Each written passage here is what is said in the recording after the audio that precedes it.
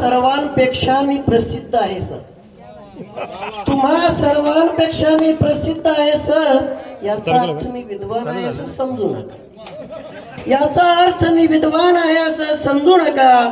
सतत पुढे चला असा सकारात्मक मंत्र देणाऱ्या या कंडक्टरला साधं सुद्धाही समजू नका।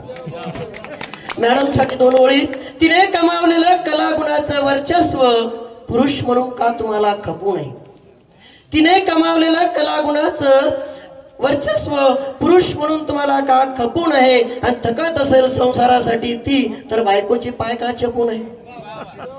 पलटी चारोळी, थकत असेल संसारासाठी ती, करत असेल जीवापाड प्रेम ती तर बायकोच्या प्रेमात का पडू नये।